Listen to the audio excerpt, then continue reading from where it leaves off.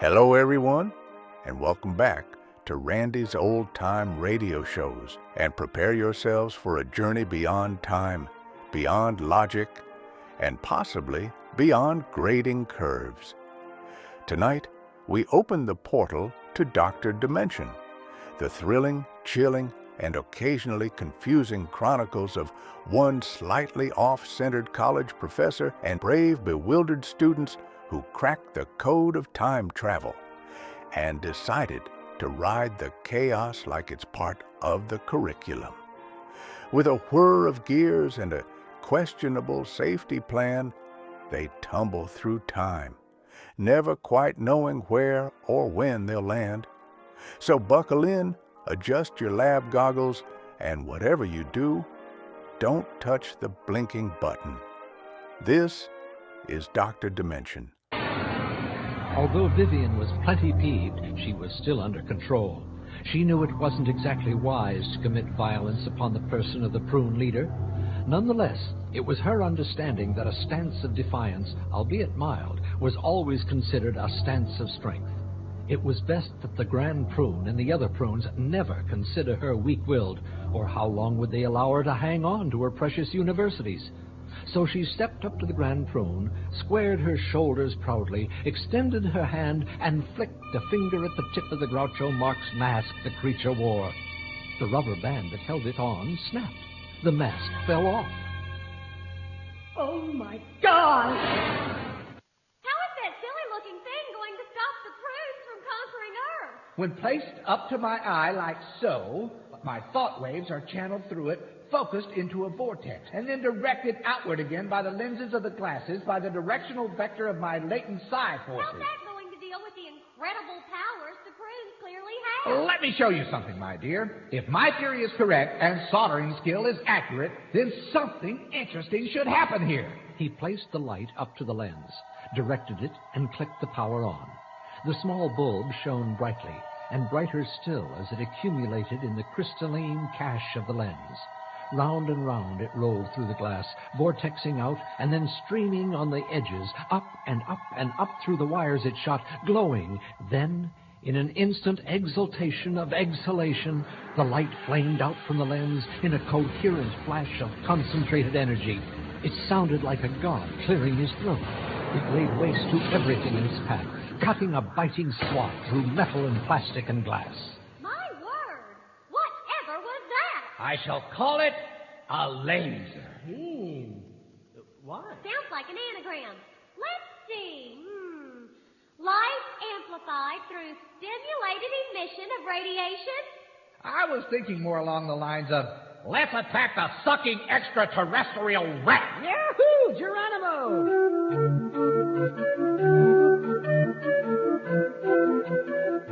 Dr. Dimension, Episode 13. We have successfully modified your ship, and my goodness, whatever is that? With this, we believe that we might be able to beat the prunes. Use it by all means, and bring that beautiful-looking thing back.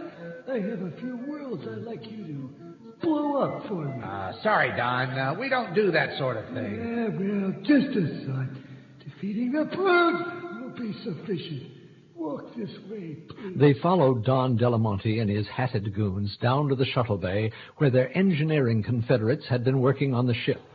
The Mudlark proved quite a surprise. Wow. Yeah, you like Where before it had been merely a huge, glowering, globby hunk squatting stolidly on thick supports, it was now oblong and snazzy, chrome flashing everywhere. It looks like something from a Flash Gordon serial. My God, how daring! With mingled gratification and misgiving, Dr. D had to agree. It looked like an Art Deco car designer's idea of what a spaceship should be. It had filigreed silver and gold fins and mag hubcaps on wheels. Wheels? Why did they need wheels in space? The wheels had mud flaps with engraved rhinestone wings. It even had a winged hood ornament sprouting from its nose. Garish, of course, is the ultimate compliment from Earth people. Perhaps I should point out a few features of your new vessel. They were ushered into the Mudlark Mark II, and Dr. D was suitably impressed. The place had not only been rebuilt with superior alloys, looking distinctly stronger than the rickety structure that preceded it, but it had been refurnished and refurbished with elegant and plush fittings. Wow, it hurts my eyes. Indeed, all the chrome fittings gleamed, and the gem-like studs on the controls sparkled magnificently. Velvet curtains hung sumptuously. Purple and red wallpaper glowed with an unearthly illumination. Don, this is nice. Very nice indeed. Thank you. But you can thank me by kicking through butts. You can thank me by sculling the mothership as you promised to do. Well, toward those ends, let me show you the other more strategic innovations we have accomplished with your vessel. Don Delamonte pulled aside a curtain, and there was the control room, shimmering metallic in the soft glow of its dashboard lights. Levers and switches glistened gold with silver highlights. Shiny black buttons and verniers were spread out on a panel field, fronted by two turret-mounted control chairs. Hanging from a rear-view mirror was a pair of dice. Just like the old control board, only much prettier. And much more functional, I assure you. Also, we have installed a subspace radio with which to keep in contact with us. Can we listen to the Jack Benny Show? Yeah. You are armed with the complete Paisan assortment of power beams, tractor beams, and such, but we have made a bit of an innovation upon your starter. Oh, good. Like some kind of control over it? It turns out that your quantum fuzzy drive was quite similar in principle to one of our drives, the garlic and onions drive. We have taken the liberty of programming the location of the prune mothership into your ship's computer. Aren't you going to help us? You know, back us up with your fleet or something. That is why we are sending you back to the mothership. Although you need not actually destroy it, the prunes do have a field generator on board that must be shut down if we are to defeat them. It has been their most effective tool in their insane war against us. What field generator is that? Don't ask. The antipasto device. And once that happens? Once that happens, we will finally be able to contain the advance of the prunes through the universe and thus prevent them from conquering your planet. This thing sounds pretty nasty. But if we're going to shut down this antipasto device, we're going to have to know where it is. There are two ways of dealing with it. You may either destroy it or destroy the mothership itself. Either way will be sufficient. Capiche? That's a pretty tall order. You have your world at stake. Well, I guess it's time for us to strap ourselves in and get ready for takeoff. The Mudlark flashed through the thronging stars like a darting fish through an awesome ocean. Dr. D found it a wholly glorious experience, caroming through space. Where the Mudlark previously had been the Earth equivalent of Ford's Model T, it was now a Cadillac with all the trimmings. He was actually able to enjoy the views provided, instead of worrying about things like navigation, a clunky motor, and keeping out the ether. And spectacular views they were: roaring suns, blossoming planets, milky moons, creamy comets. Together, he and his companions piloted the Mudlark toward their date with destiny.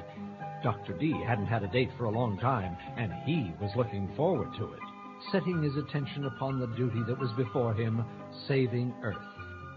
The bedraggled place wasn't worth much, he supposed, but it was home. Diane, you've got the hang of the main controls? You bet, Doc. Good. Troy, you tighten those grommets and deal with whatever incidental repairs and work that must be done. Diane, you pilot. I'll man the magnetic monocle. Communications via intercom, right?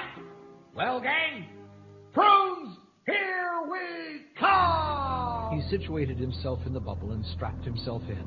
He inspected the magnetic monocle. Yes, there it was in all its wonderful glory, a bright and shiny testament to his brilliance. He pushed it, making sure it could swivel properly, then made the necessary adjustments. Then he fitted the thought-conducting apparatus in place. Excellent. He could feel a frisson of power pass through his system like an electronic goose. He fired off a burst of energy into the ether just to test the device. The air around him crackled with excited particles. It reeked of positive ions. His hair stood on end. Ah, the thrill. Perhaps he'd found his true and romantic calling, turret gunner in a spaceship. Only the breathless black of the ether and the shiny eyes of the majestic stars watching and awaiting the outcome. You bet. Toy, how are those grommets?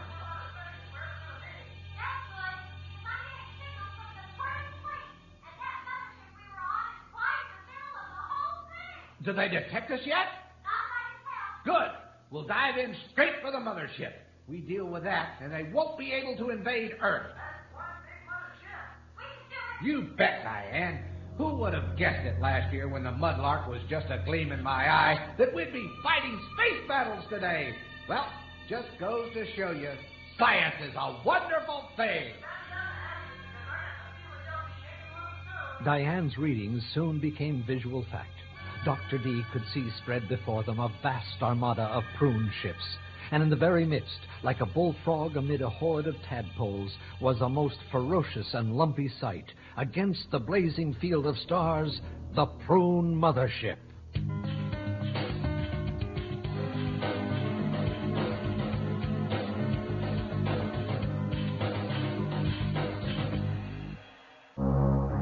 There it is. Dr. Vivian Vernon tapped the thing in the hollow tank triumphantly. The thing in the hollow tank was a planet, and a single pale moon sailed it. That's what we're looking for. Your home planet, eh? He kept good distance from the pair. Ever since he'd lost his glasses and nose guard, he'd kept a healthy distance away. Earth. And right down there. That's Nebraska. The Grand Prune glanced over the solar system, nodded, and then pushed aside a lesser prune to get at a computer console. He tapped a few keys. A readout monitor lifted from the side table, and Prune perused the alien language messages that scrawled there. According to our records, our ancestors utilized it as a toxic biological experiments dump. That would explain a great deal. Your human race is apparently our little mutated accident. Well, there's a disquieting thought. Indeed, thought Vivian Vernon. Well, they'd still get the universities. It had been touch and go ever since that little accident. When she'd unfortunately knocked off those Groucho Marx glasses, there'd been quite the shock. Apparently, the prunes had their male procreative features where humans had their noses. It was a most startling and disconcerting sight. In a fit of anger, the Grand Prune had thrown them into a cell occupied by a solitary prune tax evader and sex offender. He had explained that all prunes were hermaphrodites, the necessary female aspect of their plumbing in the more traditional humanoid spot, and were allowed to mate with themselves only at predetermined times and then supervised to make sure that no pleasure whatsoever was involved. Those prunes caught in the closet being naughty with themselves were neutered and placed in the prune choir where they sang the high parts. Well then, coordinates are fed into the system. How long before we can hit Manic Drive, Lieutenant? The fleet, as per orders, is already in formation. How fortunate. Well, then I must admit, you've been of great help to us, Doctors Vernon and Wussman, and these universities of yours will be under your control very, very soon. You hear that, Jeffrey? Colleges, whole universities, and my theories will achieve the true recognition they deserve. Theories? There are no theories in Prunian science, philosophy, ethics, religion, or, for that matter, Prunian tiddlywinks. It's all fact, and that fact is what you will be allowed to teach at your schools, and that is all. That violates academic freedom. Vivian was about to jump on the prune leader and claw his beady little eyes out. However, she was fortunately restrained by the more moderate Jeffrey. Nonetheless, Vivian calmed down. She smoothed her hands down her side as though rearranging ruffled feathers. Now was not the time to object. You are in agreement, then? You seem to be in charge, oh boss of the prune. The Grand Prune nodded with great self-satisfaction. He then made the necessary orders to send his incredibly large and powerful military fleet against the comparatively puny and feeble, and hardly super-scientific or even high-tech, forces of Earth. He raised a pointed finger. Very well. Ready the engines. We will enter manic space at... Suddenly, however, the whole room lurched. Again it jumped as though struck by an earthquake. But of course, there were no earthquakes in space. What is happening? The Pisons are firing upon us, sir. We will crush them, the fools. This appears to be a new kind of Pison ship. As soon as the image flashed upon the screen, as soon as they saw the chrome and the shape of it, both Vivian and Jeffrey knew who it was. Dr. Demopolis! It was an awfully big mothership, and Dr. D, hardly in the habit of fighting huge space battles, was at first a bit daunted. However, as soon as he got the thing within sight, his target fever returned, and he felt as though he'd been living in this cockpit for a very long time. The magnetic monocle was something else again. On the one hand, it was so alien to his sense of proportion and reality, and yet, on the other, it was part of him. Even now, as it warmed up, veins of light streaming through it like hot, rich blood, he also felt his own excitement rise. The primeval lust for battle overwhelmed his rational self. The points of light on the starfield around the massive mother were now almost discernible as ships. We have visual. Remember the Alamo! Geronimo! Dr. D wanted to test the range of the magnetic monocle, so he aimed the thing at the biggest target, the prune mothership, inserted the coil control, and concentrated. The thing, hooked into place on the bubble so that it rotated all around, let loose a blast of energy like nothing Dr. D had ever seen, let alone produced before. The energy slid in a straight shot to the mothership, clipping it on the side in a fiery explosion. Even at this distance, Dr. D could see it rock. Great shot, Doc. We're going to have to get closer. I suggest you get those 4 screens ready. We're going to need them. We're going up now. Dr. D could see the vibrant, colorful wash of sparkling energy as the force field erected itself. It seemed to shimmer with excitement, as though it wanted to pierce the enemy defenses itself. The small prune ships, each bigger than the Mudlark, were coming at them, letting loose rays of every color and description. Disintegrator rays, disruptor rays, manta rays, man rays, ray bands, the whole catalog of super-scientific energy beams were let loose upon the Mudlark. Dr. D swept them away with his brain ray, cutting a huge swath in their numbers. The prune ships whirled and crashed and flared. They sank and fell and crumbled, crashing into one another in brilliant breaths. It was like a spectacular 4th of July in hell. However, the first foray had been lucky. Diane had been able to avoid the larger rays beamed at them, but then a particle beam struck them full on, turning the force fields bright scarlet and shaking the whole vessel up considerably. Dr. D was flung back and away. A good thing he'd buckled in, or he'd have crashed straight through the canopy. The time before he could get the magnetic monocle ready and aimed again was just seconds, but it gave the prunes time to regroup and swoop in above them. Doc, they're coming from the other side. There! I can't! Not fast enough! If all those myriad ships concentrated their beams on their force shields, it would crack like an eggshell, and they'd be disintegrated by a whirling torrent of energy. It seemed hopeless. However, just at the very last moment, a volley of multicolored rays erupted from another part of the ether, blasting the first advance of prunes into sparks and glowing dust. We told you we'd not be far behind. That magnetic monocle of yours is something, Doctor. There's the mothership. Go get it. We'll defeat the smaller ships. Thanks. This thing is shaking apart. I'm fixing and tightening as fast as I can. Okay, Diane. Head for the mothership. I'm okay, and I'm ready to blast. Get him, Doctor! He channeled every bit of concentration, every bit of energy into the magnetic monocle, and started thumping away with the coil. This time, the beam produced was truly thick and powerful and well aimed. It slammed with instantaneous and unspeakable velocity into the very center of the mothership. An explosion of crimson, purple, and yellow flowered out of the center. Dr. D kept concentrating. He dipped down into the remote reaches of his psyche, to the very heart of his secret world of computation and cogitation. The beam intensified, boring into the dark metal hide of the vessel. The explosions ignited were magnificent. They cracked the mothership, spewing out threads of flames and garbage. Clearly, the doctor's efforts had initiated a chain reaction. It's gonna really blow, Doc. We better get... However, she did not finish her sentence. The prune mothership shattered like a pulverized cue ball. The energy waves were so tremendous that it took only seconds for them to reach the mudlark, which was thrown back, tail over bow, like a little rubber duck in a storm-tossed bathtub. Dr. D shut off the magnetic monocle and clung to consciousness, but only barely. When the mudlark finally drifted to a halt under Diane Derry's excellent piloting, he took a relieved breath. Status report. Everything's shaky, Doc, but it's still holding together. Thank God for those robins, Diane. Still under control, Doctor. Good job. You're wonderful. I did nail them, didn't I? It's too bad about Vivian and Jeffrey, though. However, it was Earth or them. Doctor, I'm getting some sort of reading on the sensors. Good God! Another battleship? My mind waves are just about fried. No, Doctor. It's some kind of lifeboat.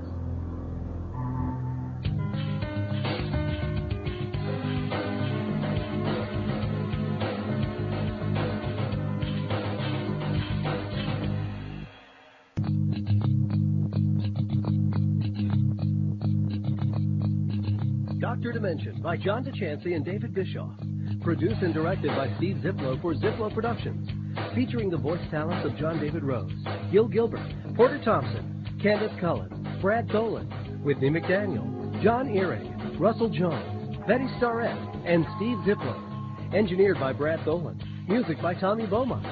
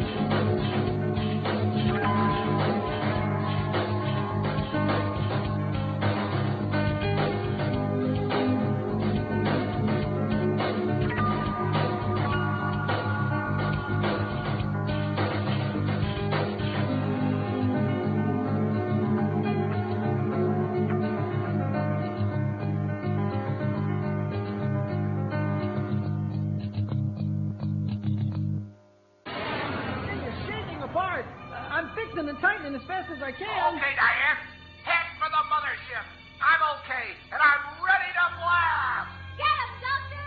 He channeled every bit of concentration, every bit of energy into the magnetic monocle, and started thumping away with the coil. This time, the beam produced was truly thick and powerful and well-aimed. It slammed with instantaneous and unspeakable velocity into the very center of the mothership. The prune mothership shattered like a pulverized cue ball. The energy waves were so tremendous that it took only seconds for them to reach the mudlark, which was thrown back, tail over bow, like a little rubber duck in a storm-tossed bathtub. Status report. Everything's shaky, Doc, but it's still holding together. Thank God for those robins, Diane. Still under control, Doctor. Good job. You're wonderful. Too bad about Vivian and Jeffrey, though. However, it was Earth or them. Doctor, I'm getting some sort of reading on the sensors. Good God! Another battleship? My mind waves are just about fried. No, Doctor. It's some kind of lifeboat.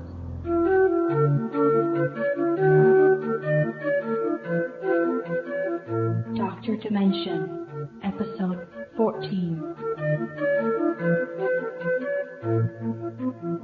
Vivian Vernon gave Dr. D an impassioned hug and kiss as soon as she passed through the airlock.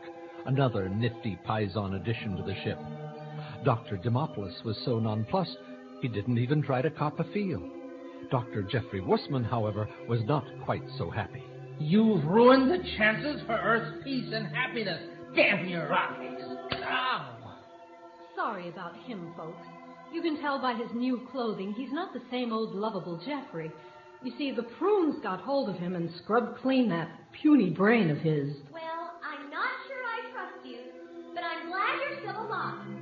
How did you escape that incredible catastrophe? It wasn't easy, believe me. In the first place, we were being held prisoners under mental control of the prunes. Working for them certainly wasn't our idea. But Vivian! Ow! Got any straitjackets around here? I believe poor dear Jeffrey's still under the sway. Some sort of gag wouldn't be a bad idea either. I was just going to comment on your willpower and resisting prune mind control. Misinterpretation. Sorry. Belay that straitjacket thing. Dear Jeff's still with us. Now, where was I? Fortunately, we were not incarcerated when your rays hit. We were being forced to identify our home planetary system. The prunes were set into such a tizzy by that first unexpected assault that they didn't even notice us slipping out. So by the time you finally gave us that last mighty blast, we'd already gotten to one of their lifeboats. We only had to cast off to get away. Luck and providence guided us away, and fate led us back to the good old mudlark. Mind control, huh? I suppose that's plausible enough. They would have that technology. In the end, we're all human, and we'll have to give you the human benefit of the doubt. You're a wonderful human being. Maybe just an old fool. Maybe I should make you walk the plank. Control of all the universities in the world, indeed. And if you suffered from Prunian mind control, who's to say you are not still under the influence, as it were? No, my professional friends, we won't abandon you. However, I think we're going to have to confine you under observation for a while. But you can't.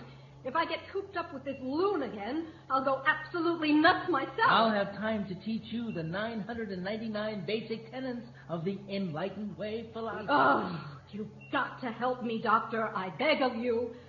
Please, I'll do anything. Sorry, Bev.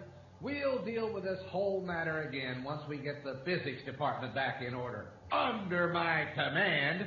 Now, if you'll just follow Troy, he'll take you back and show you your quarters. Vivian Vernon trooped out haughtily, head high. A shudder passed through the ship. A squeaking of the seams sounded. Diane Derry looked around, clearly alarmed, but Dr. D calmed her down. A few loose grommets. Troy will see to them. Now, let's see if we can't persuade the paisans to take us back home. However, they had a hard time getting hold of their erstwhile battle companions. Clearly, they were doing some kind of mopping up after the battle, or perhaps after their victory. Dr. D suggested they may be negotiating with the prunes on setting up slot machines on neutral worlds. Whatever it was, he figured there had to be some pushy economics involved somewhere. Troy returned. However, he did not return alone. Spawn, the alien, was with him, the wiggly-eyed creature looking little the worse for having a hole blasted through his head. Spawn, you're alive!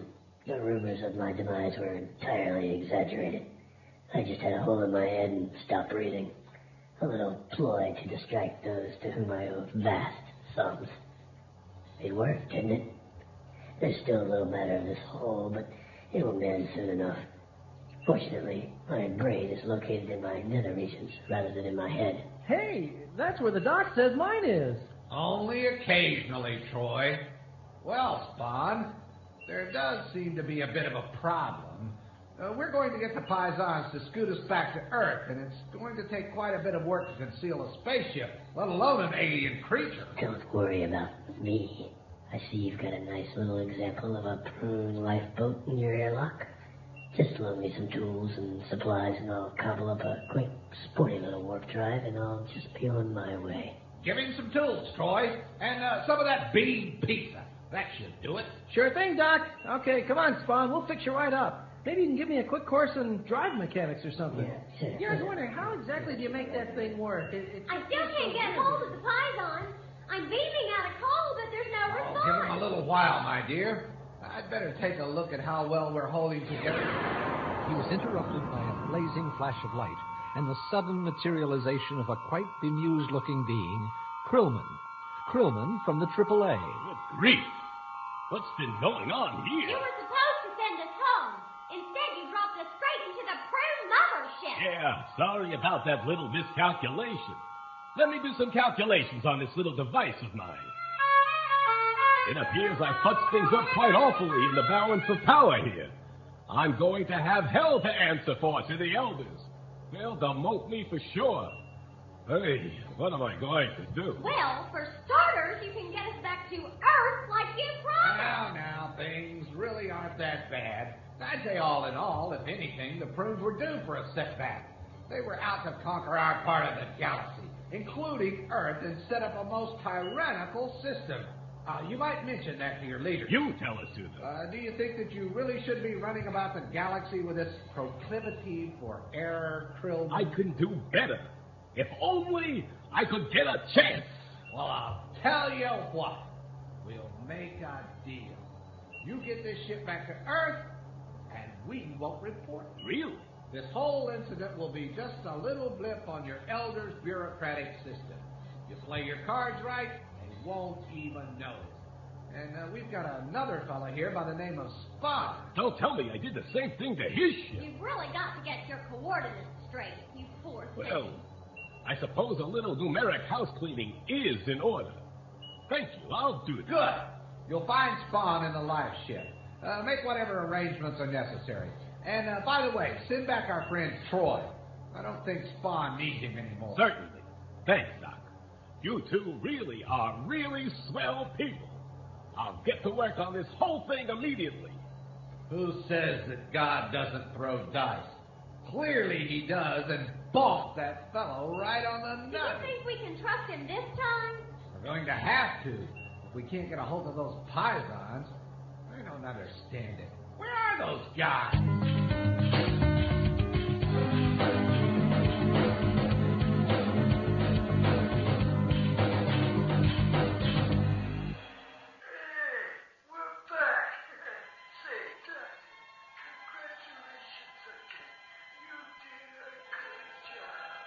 Thank you. Now you'll help us get back to our home?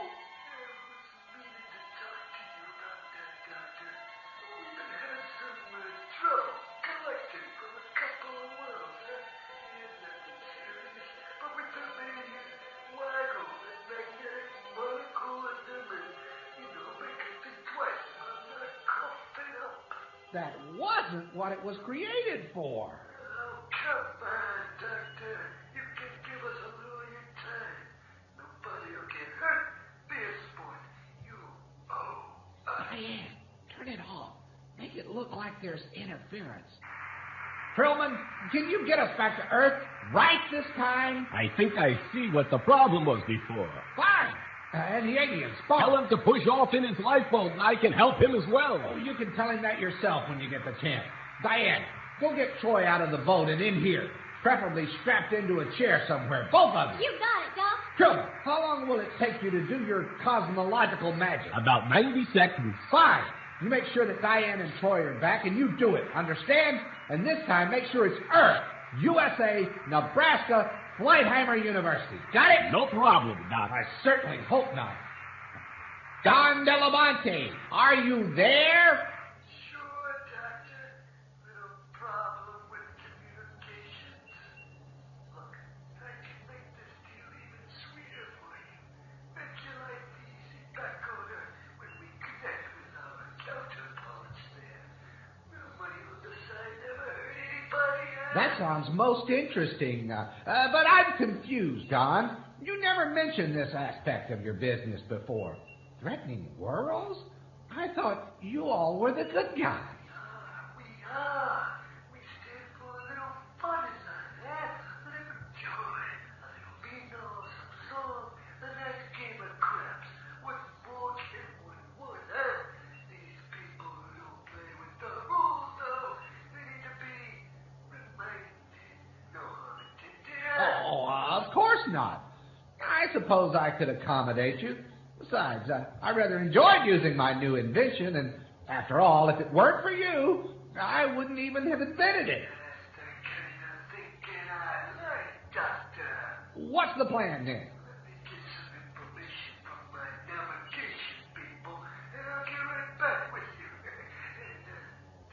Yes?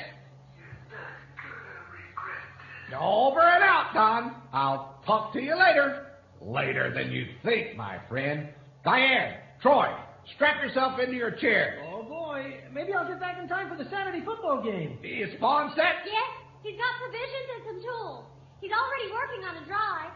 He's apparently not as confident in Krillman as you seem to be. We haven't got much of a choice, have we? No, I suppose not. Krillman, are we anywhere near getting out of here? Hold your horses. Just a matter of seconds.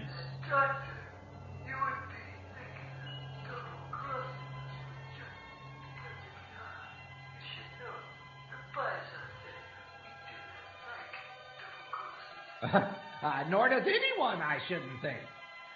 But not just anyone gets revenge. One has the wherewithal to accomplish it. Very well. Krillman, are you ready? 10 seconds. Now, Don, we're going to need directions to wherever it is in the universe that you want us to go. We'll get back to you. 5 seconds. Gee, Doc, that guy sounded like he meant what he said. We're not going to double-cross him. Sorry about that, Troy, but I believe we are. Krillman hit the final button, and everything got very strange again. We've gone quantum fuzzy again. Not quite. It's a modification. Call it the uncertainty drive. What the hell is that? Well, we're not quite certain. Where are we going? Not certain of that either. But there are a number of possible destinations.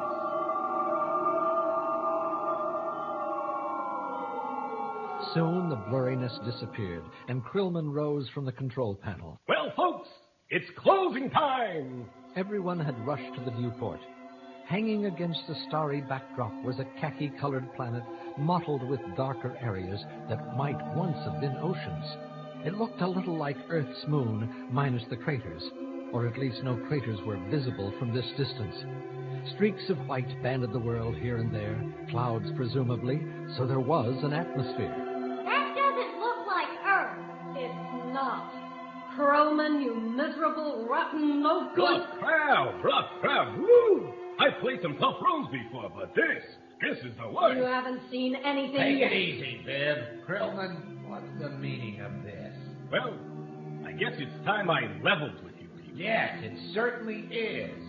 You're not what you say you are you? You mean I'm not a construct? Sure I am. But I wasn't constructed by any race called the Krill. That was just gas. You're a tool of one of the godlike races. Ain't saying. But we've been helping you all along. Helping us? You nearly got us killed dumping us off on the prunes like that. Oh? And who do you think sent you all that nifty equipment and parts and stuff so you could get your silly toy spaceship to work right in the first place? You did? Natch. But why are you dumping us here? Why won't you get us back to Earth? You know its location. That stuff about taking years to find it was all built. Yeah, we were pulling the old sheep fuzz over your eyes. They had to stall you some way.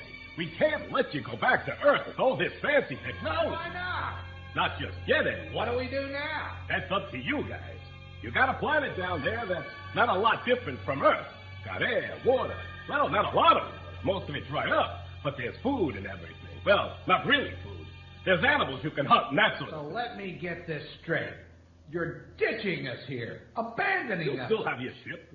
But we have absolutely no idea of how to get home. If you can figure out a way to get there, you're free to go. But we ain't gonna help you. You've helped us advance our interests in the universe. You've been a handy tool. But we got no further use for you at the moment. But we still have a working space-time ship. We don't have to stay here. You better stay put for the time being. You could go bopping around the universe forever without ever finding another planet as good as this one. You call that a planet? That's a wasteland down there. It's the best we could do on such a short notice.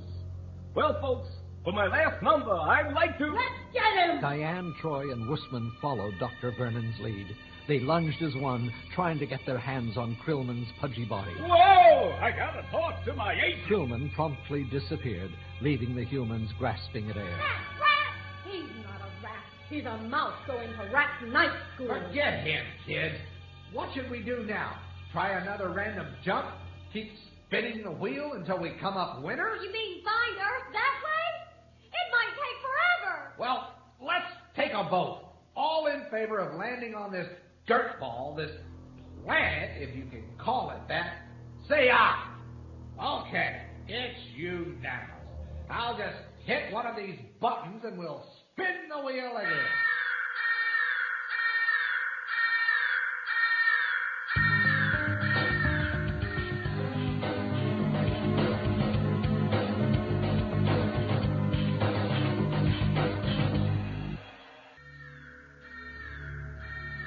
Doc. We got red lights blinking all over the control panels. Massive systems failure. Looks like we have no choice but to try a landing. Have you ever landed anything in your life? A 10-pound bass once. Oh, not to worry, Viv. The ship's anti-gravity function still seems functional, I think. But you've never had any experience piloting this crate as a spaceship or an aircraft or as anything. There's much to be said for on-the-job training. We're all going to die. The dun-colored planet loomed ever larger in the viewport. All hands had strapped into their seats, Demopolis and Diane in the pilot's and co-pilot seats, respectively. The planet became a world as the craft approached, its curvature flattening. Above, the stars were washing out, growing dim and milky. Trim the electrostatic stabilizers. Where? Those thingies. Oh. You're the co-pilot. You should know every single control and instrument on this console. Whole temperature rising. Huh? Where? Right there. Don't you know where the whole temperature gauge is? I never looked at it before. Why is the temperature going up? We must have entered the atmosphere. What's our speed? Something like Mach 15. Yow! We'll burn up, just like a meteor. We gotta slow down. Speed decreasing. Mach 14. Mach 13. More!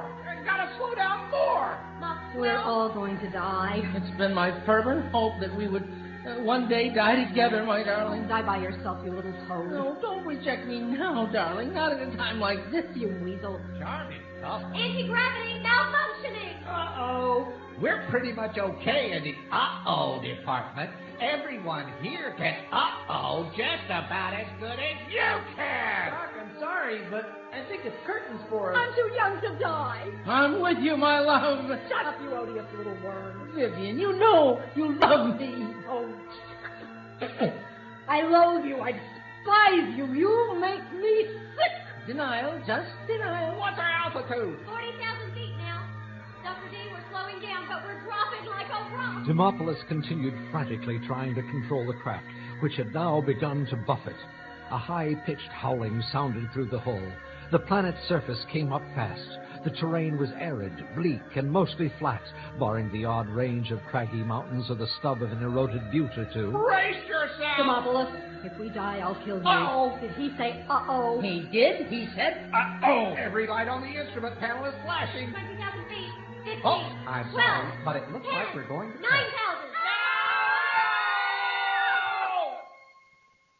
I hope that was cathartic for all of you.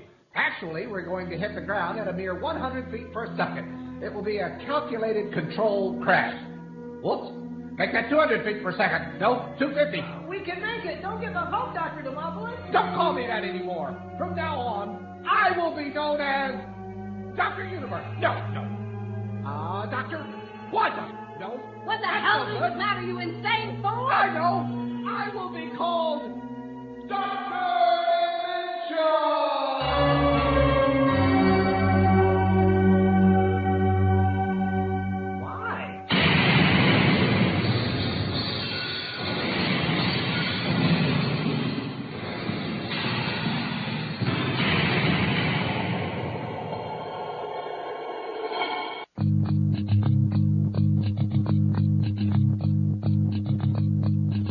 Dr. Dimension by John DeChancy and David Bischoff. Produced and directed by Steve Ziplo for Ziplo Productions. Featuring the voice talents of John David Rose, Gil Gilbert, Porter Thompson, Candace Cullen, Brad Dolan, Whitney McDaniel, John Earing, Russell Jones, Betty Starrett, and Steve Ziplo. Engineered by Brad Dolan. Music by Tommy Beaumont.